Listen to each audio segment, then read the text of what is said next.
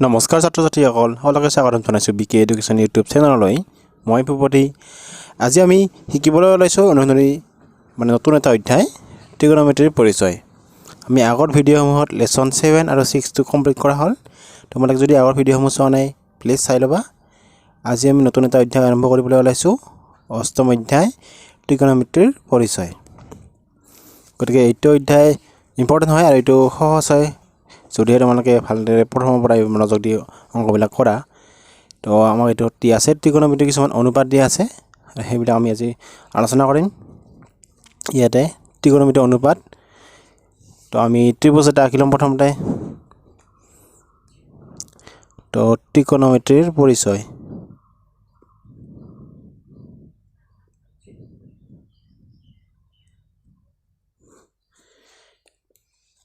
তো আমি এটা সমকোণী ত্ৰিভুজ আঁকিম ABC এটা সমকোণী ত্ৰিভুজ এই সমকোণী ত্ৰিভুজৰ আমি বিভিন্ন অনুপাত পাম আমি একোণ সাপেক্ষে কিছুমান অনুপাত ওলাম সেইবিলাকৰ নাম দিয়া হৈছে ট্ৰিগনমেট্ৰিক অনুপাত গতিকে তাৰ আগতে আমি কিছুমান বস্তু জানিবলৈ ল'ব লাগিব যে এইটো 90 ডিগ্ৰী কোণ B2 ইয়াৰে 90 ডিগ্ৰী কোণৰ বিপৰীত ফালে যেটো বাহু থাকে এফালৰ বিপৰীত ফালে কোনটো আছে এই বাহুটো আছে AC বাহুটো আছে গতিকে 90 ডিগ্ৰীৰ বিপৰীত ফালে থকা বাহুটো অতিভুজ বুলি কোৱা হয় এইটোৰ নাম হৈছে অতিভুজ এতিয়া আকৌ এই একোণটোৰ এইটো কোণৰ লগত থকা বাহু একেলগে থকা বাহু এইটো আৰু এইটো আৰু ইয়াৰ বিপৰীত ফালে থকা বাহু কোনটো আছে একোণৰ বিপৰীত ফালে আছে এই বাহুটো গতিকে এইটো হৈছে একোণৰ BC টো হ'ব একোণৰ বিপৰীত বাহু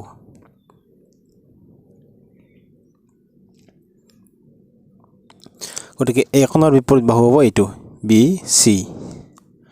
আৰু চোৱা সন্নিহিত মানে একেলগে থকা বাহু এই একোণৰ লগত আৰু কোনটো বাহু আছে এই AB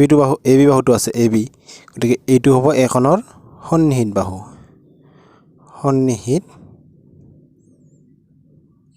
বাহু এইটো হৈছে এৰ সন্নিহিত বাহু AB গতিকে আমি কি পালো 90 ডিগ্ৰীৰ বিপৰীত ফালে থকা বাহুটোক অতিভুজ বুলি কোৱা হয় এৰ বিপৰীত বাহু হৈছে এইটো আৰু এৰ সন্নিহিত বাহু হৈছে এইটো গতিকে এইটো এৰ সন্নিহিত বাহু বুলি কোৱা হয় এতিয়া আমি যদি চিৰ ক্ষেত্ৰত চাও ধৰণ সেইটো ত্ৰিভুজ আঁকি লও এবাৰ যে ABC এটা সমকোণী ত্ৰিভুজ এতিয়া যেটো B কোণৰ বিপৰীত থকা এইটো আছে বাহু গতিকে এইটো অতিভুজে হ'ব সদায় 90 ডিগ্ৰীৰ বিপৰীত ফালে থকা বাহুটো সদায় অতিভুজ গতিকে এইটো অতিভুজ বাহু এতিয়া C কোণ সাপেক্ষে বিপৰীত বাহু কোনটো হ'ব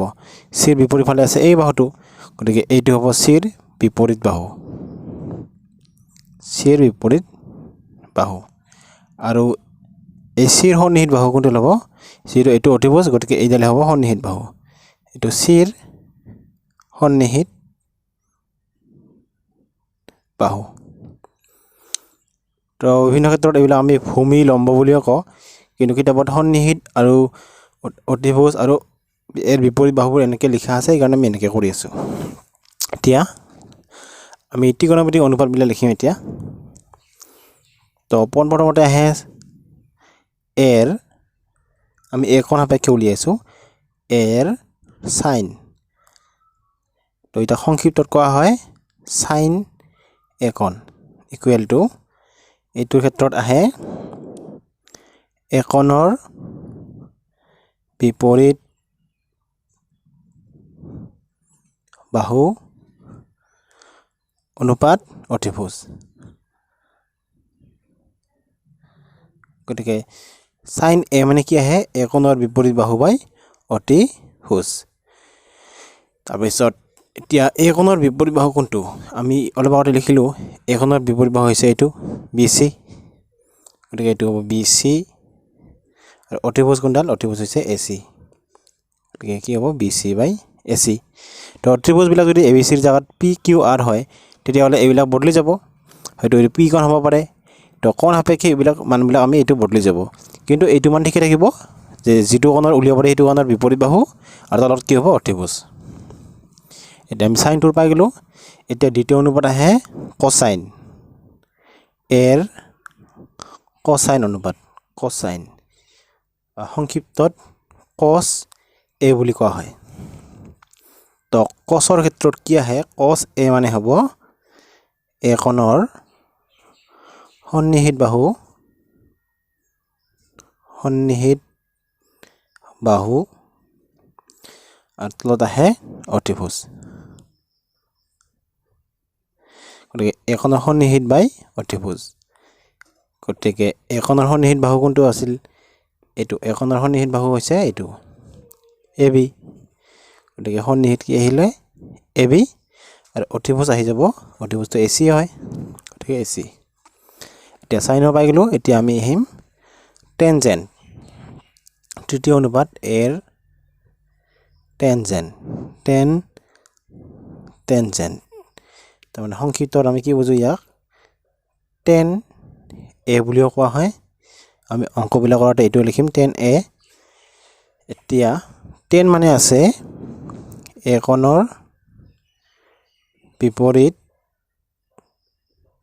বাহু অনুপাত এ কোণৰ সন্নিহিত বাহু টেনৰ মানে কি আহে টেন মানে টেন এ মানে আহে এৰ বিপৰীত বাহু এৰ সন্নিহিত বাহু এইটো হ'ব টেনৰ এতিয়া এৰ বিপৰীত বাহু কোনটো আছিলে এৰ বিপৰীত এখনৰ বিপৰীত বাহু আছিলে এইটো বি চি আৰু সন্নিহিত আছিলে এ বি গতিকে অনুপাতটো হ'ব B C by A B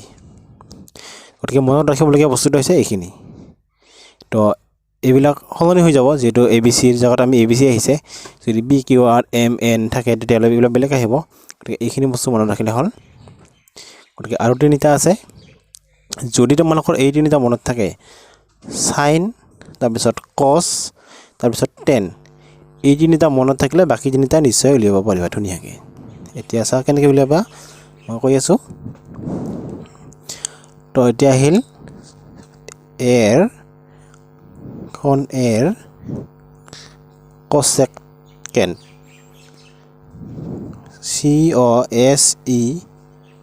COSECANT এইটো কছেকেণ্ড তাৰমানে এইটো আহি যায় সংক্ষিপ্ত লিখি এইটো কছেক এ এইটো লিখে কছেক এ মানে আমি এটা বস্তু সূত্ৰ পাম কছেক মানে হৈছে 1 বাই সাইন এ অৰ্থাৎ কছেকটো হৈছে সাইনৰ ইনভাৰ্স সাইনটো হৈছে কছৰ ইনভাৰ্স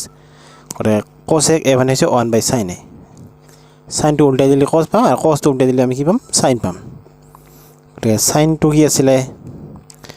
সাইনটো আছিলে আমাৰ কিমান আছিলে সাইনটো যে ওলাইছিলোঁ এৰ বিপৰীত বাই অতিভুজ গতিকে যদি উল্টা হয় অতিভুজটো ওপৰত যাব বিপৰীতটো তলত আহিব গতিকে এইটোৰ উল্টা সাইনৰ উল্টা তো ওপৰত যাব অতিভুজ আৰু তলত আহিব এৰ বিপৰীত বাহু গতিকে সাইনটো যদি মনত থাকে তো কছেকটো তোমালোকৰ নিশ্চয় ওলাই যাব কাৰণ এইটো উল্টাই দিলে হ'ল সাইনৰ উল্টা হৈছে কছেক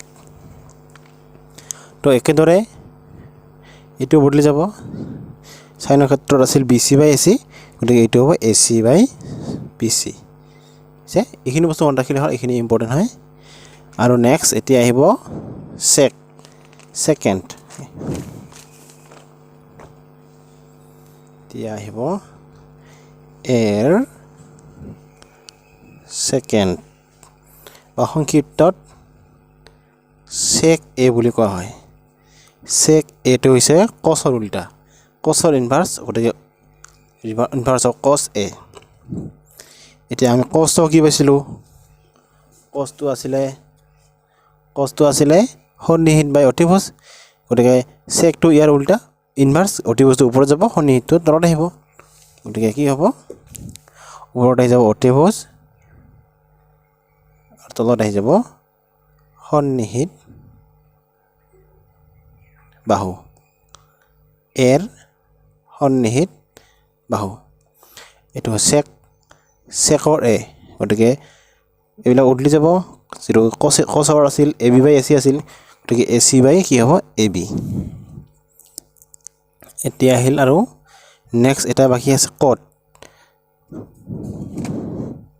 এৰ কটেনজেণ্ট বা সংক্ষিপ্তত কট এ বুলি কোৱা হয় আৰু এইটো হৈছে 10ৰ উল্টা 10ৰ ইনভাৰ্চ 1/10a গতিকে 10টো আছিল বিপৰীত বা সন্নিহিত উল্টা হ'লে কি হ'ব গতিকে এৰ সন্নিহিত বা কি হ'ব বিপৰীত বাহু সন্নিহিত বাহু বাই এৰ বিপৰীত বাহু গতিকে এৰ সন্নিহিত বাহু হৈছে AB আৰু এৰ বিপৰীত বাহু হৈছে BC প্ৰথমতে কৈ দিছিলোঁ এইবিলাক তো এই তিনিটা বস্তু মনত এইকেইটা ছয়টা অনুপাত আছে ইয়াতে তাৰে প্ৰথম তিনিটা মনত থাকিলে বাকী পাছৰ তিনিটা উলিয়াব সহজ হয় গতিকে প্ৰথমতে চাইনটো মনত ৰাখিলে হ'ল চাইন মানে বিপৰীত বাই অতিভুজ তাৰপিছত কছ মানে সন্নিহিত বাই অতিভুজ 10 মানে বিপৰীত বাই সন্নিহিত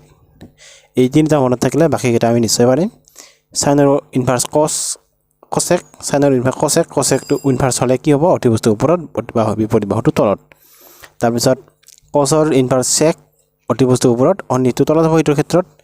আৰু কটটো কি হ'ব 10ৰ ইনভাৰ্চ গতিকে সন্নিহিত বাহু বাই বিপৰীত বাহু হ'ব যদিহে কটটো লিখোঁ আমি গতিকে এই তিনিটা মনত ৰাখিলে বাকী তিনিটা আমি পাৰি যাম এতিয়া আমি পিছৰ ভিডিঅ'সমূহত আমি অনুশীলনী অংকসমূহ কৰিবলৈ চেষ্টা কৰিম